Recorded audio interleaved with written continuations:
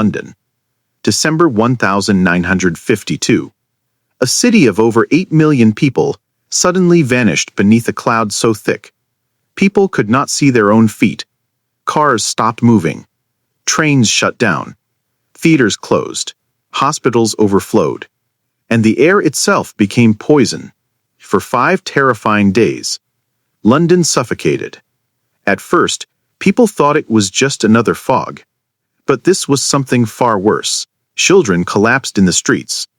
Animals died inside their stalls. Entire families woke up gasping for air. By the time the nightmare ended, thousands were dead. And the true death toll may have been far higher than anyone wanted to admit. This was not a war. This was not a bombing. It was air pollution. And what happened in London became one of the deadliest environmental disasters in human history.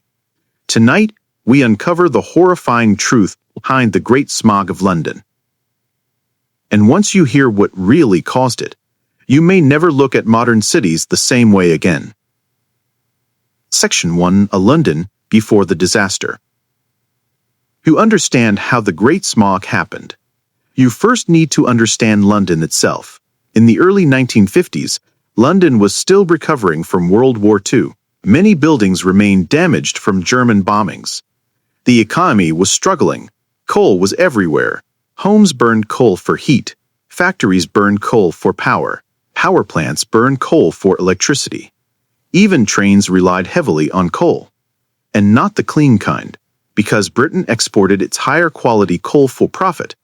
Ordinary citizens were left burning cheaper, dirtier coal filled with sulfur. Every single day, London released massive amounts of smoke into the atmosphere, but people were used to it. In fact, London had been famous for fog for centuries. They even had a nickname for it, pea soupers, a thick greenish-yellow fog that rolled through the streets. But those earlier fogs were mostly natural weather mixed with smoke. The Great Smog would become something entirely different, something deadly. Section 2. The Weather Trap. The disaster began on the 5th of December, 1952. A brutal cold wave hit London.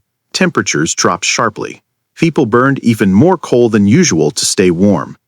That alone was dangerous. But nature added the final ingredient. A weather phenomenon called a temperature inversion formed above the city. Normally, warm air near the ground rises, carrying pollution away. But during a temperature inversion, a layer of warm air traps colder air beneath it. Like a lid on a pot, everything released into the atmosphere became trapped near the ground. Smoke, soot, sulfur dioxide, acidic particles, toxic chemicals. Instead of drifting away, they accumulated over London hour after hour. And then the fog arrived. The pollution mixed with moisture and the cold air, creating a dense toxic cloud unlike anything the city had ever seen. At first, Londoners barely reacted. Fog was normal. But within hours, people realized something was terribly wrong. Section 3. When London disappeared. Visibility dropped almost instantly. At its worst, people could only see a few inches in front of them. Imagine walking through a city completely blind. Bus drivers abandoned routes. Taxi drivers refused passengers. Cars crawled slowly through darkness. Some drivers got out and walked beside their vehicles just to guide them.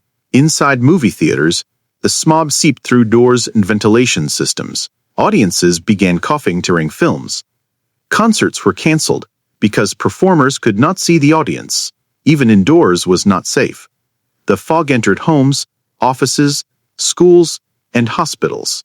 People described the smell as a mixture of smoke, chemicals, and rotting sulfur. And then came the coughing. Thousands developed burning throats and lungs. Eyes stung constantly. Breathing became painful. For elderly people, children, and anyone with respiratory illness, the air was a death sentence.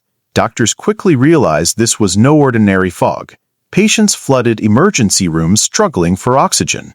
But hospitals themselves were overwhelmed by the smog. Ambulances moved slowly through near-zero visibility. Some could not arrive at all. And outside, the city fell eerily silent. No traffic, no movement, just darkness and coughing. Session 4. The animals died too. One of the strangest and most horrifying parts of the disaster happened at the Smithfield Livestock Show. Farmers from across Britain had brought animals into London for a major exhibition. As the smog thickened, the animals began collapsing. Cows suffocated. Birds died inside cages. Some animals became so disoriented, they smashed into walls trying to escape the toxic air. Veterinarians later reported that many lungs were blackened by pollution. The fog did not care whether you were human or animal. If you breathed it, it entered your body, and the longer it stayed, the deadlier it became. Section 5. The government downplays the crises. Despite the growing panic, the British government initially downplayed the disaster. Officials insisted the fog was temporary. Newspapers continued normal reporting 4 days. There was no emergency evacuation, no major public warnings, no clear understanding of how dangerous the situation truly was. Part of the problem was psychological. Londoners had lived with pollution for generations. Smoke-filled air was considered normal. Factories meant jobs. Coal meant warmth. Few people imagined pollution itself could kill thousands in mere days. But behind hospital walls, the reality was becoming impossible to ignore. Bodies were piling up. Fast. Section 6. The death toll explodes. At first, officials estimated a few hundred deaths. Then 1,000. Then several thousand. The final numbers shocked the world. Modern estimates suggest approximately 12,000 people died because of the Great Smog. Another 100 became seriously ill. Think about that. In just 5 days, air pollution killed more people than many natural disasters. Victims died from bronchitis, pneumonia, respiratory failure, heart complications, and suffocation. Some literally drowned in fluids, building inside their lungs. The dead were overwhelmingly the elderly, infants, people with asthma or lung disease, but healthy adults suffered too. Many survivors later described feeling as though they were inhaling acid. And the horror did not end immediately when the fog disappeared. For weeks afterward, death rates remained elevated. The smog had permanently damaged thousands of lungs. If you are enjoying this documentary so far, make sure to hit that like button and subscribe. Because history's deadliest disasters often begin with ordinary people ignoring invisible dangers. And trust me, what happened after the Great Smog changed the entire world forever. So what exactly made this fog so lethal? The answer lies in chemistry. The coal London burned released enormous amounts of sulfur dioxide. When mixed with moisture in the fog, it transformed into sulfuric acid particles.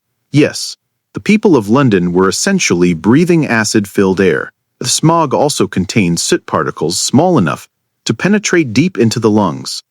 Today we call this particulate matter. Modern scientists now know these microscopic particles can enter the bloodstream, imaging not only lungs, but also the heart and brain.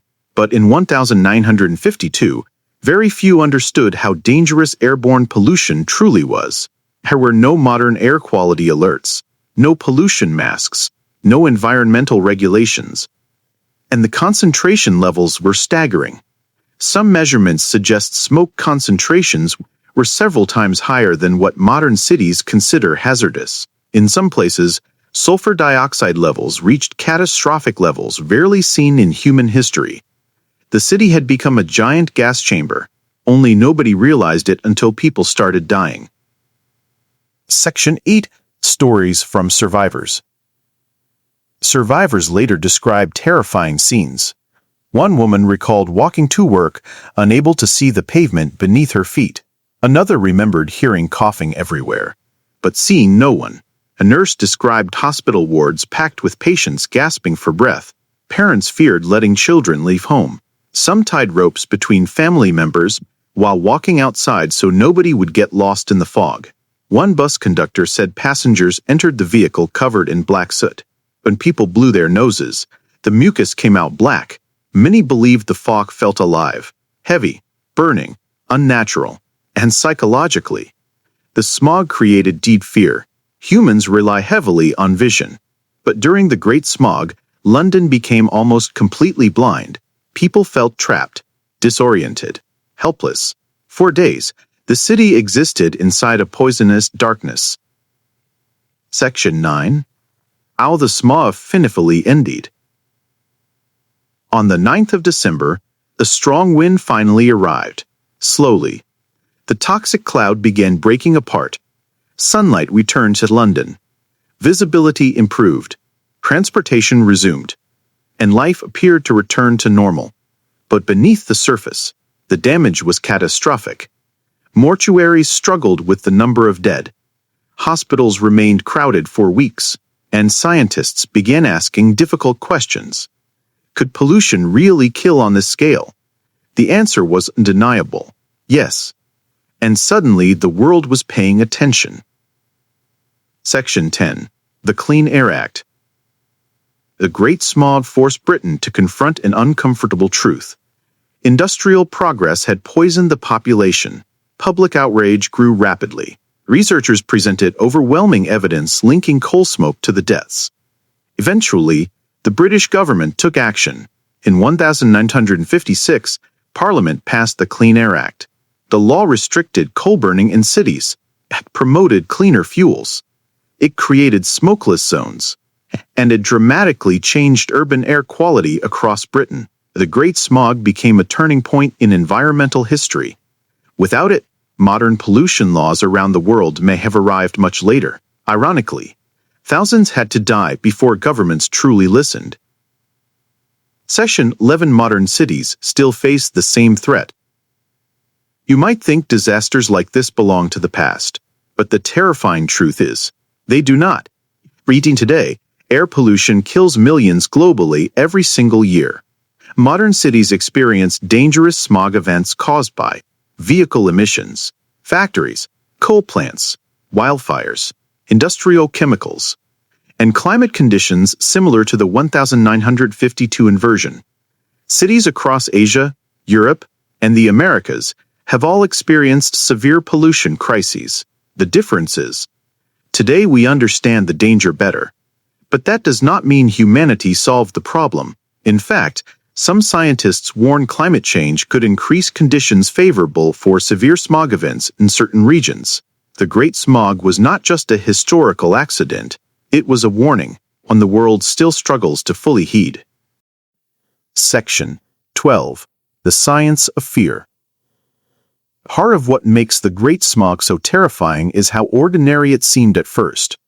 There was no explosion, no invasion, no earthquake, no visible monster, just air. The very thing humans need every minute to survive became deadly. And psychologically, that is horrifying. Humans fear obvious dangers. But invisible threats are often worse. Radiation, viruses, toxic chemicals, pollution. You cannot always see them, and by the time symptoms appear, the damage may already be done. The Great Smog forced society to confront a terrifying reality. Modern civilization itself can become lethal if left unchecked. Section 13. The most disturbing detail. Perhaps the most disturbing detail of all is that this disaster was preventable. Scientists already understood pollution was unhealthy before 1952. Warnings existed, complaints existed, evidence existed, but economic convenience won. Coal remained cheap, industry remained powerful, and millions simply accepted dirty air as normal, until the death toll became impossible to ignore. History repeats this pattern constantly. Warnings ignored, risks dismissed, disaster follows. The Great Smog stands as one of humanity's clearest examples of what happens when environmental danger is normalized for too long. Section 14. What London looked like during the smog. Imagine standing in London during those 5 days. The air tastes metallic. Your eyes burn constantly. Streetlights glow faintly like candles underwater. Every breath feels heavier than the last. You hear footsteps, but see no people. Somewhere nearby, someone coughs violently. A bus suddenly emerges from darkness like a ghost ship. The smell of sulfur clings to your clothes. Inside homes, Smoke curls beneath doors, children cry, hospitals overflow, and every hour, more people stop breathing. This was not just pollution, it felt apocalyptic, and for thousands, it was. Section 15. Why people still remember it. More than 70 years later, the Great Smog still haunts history. Not because it was the deadliest disaster ever, but because it revealed something deeply uncomfortable. Human beings can accidentally create catastrophes on a massive scale, simply through everyday behavior, heating homes, running factories, powering cities. None of those actions seemed evil, but together, under the wrong conditions, they became deadly. The disaster changed science, changed law, changed public health, and changed how humanity understands air itself. Before 1952, pollution was often viewed as an unpleasant inconvenience. After the Great Smog, it became recognized as a killer. The Great Smog of London proved something terrifying. Civilization can destroy itself slowly, silently, and almost invisibly. If this story shocked you, make sure to like, subscribe, and turn on notifications for more true historical disasters and dark untold stories from around the world. And tell us in the comments, do you think something like the Great Smog could happen again in a modern city? One city, 12,000 dead, all because the air itself turned against them.